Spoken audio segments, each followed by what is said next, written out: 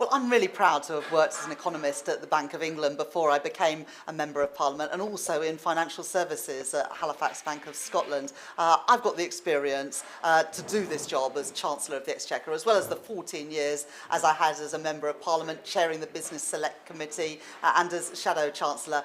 People should judge me on the job that I do, fixing the economy, fixing the mess that we inherited from the Conservative government. What if the story behind the UK's Chancellor of the Exchequer isn't quite what it seems?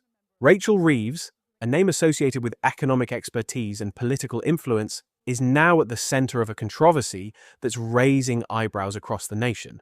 A BBC investigation has revealed discrepancies in her career timeline and even allegations about her past expenses. So, what's the truth behind this political storm? Let's break it down. Let's start with her time at the Bank of England. Reeves's LinkedIn profile suggested she worked there for nearly a decade. But, according to new findings, she actually left the bank 9 months earlier than stated, reducing her tenure to just over 6 years. Her team calls it an administrative error, but critics argue it paints a misleading picture of her experience. In a speech last year, she mentioned, and I quote, "I spent the best part of a decade as an economist at the Bank of England, but the facts tell a different story." Why does this matter? Well, when credibility is currency in politics, even small exaggerations can come with a hefty price. But the timeline isn't the only controversy here. Allegations have surfaced about her time at HBOS, where she worked after leaving the Bank of England. A former colleague claims Reeves was nearly sacked over an expenses scandal.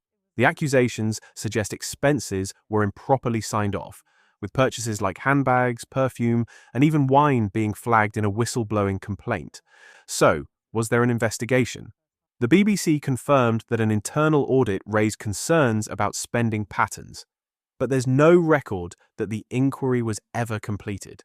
Reeves's team insists she left the company on good terms, even keeping her company car for 6 months post-departure.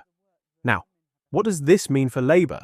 With an election on the horizon, trust and transparency are key. So Keir Starmer has publicly backed Reeves, stating he has no concerns about her conduct. But will the public feel the same way? So, what do you think? Is this just a case of innocent errors and unfounded allegations? Or is there more to the story?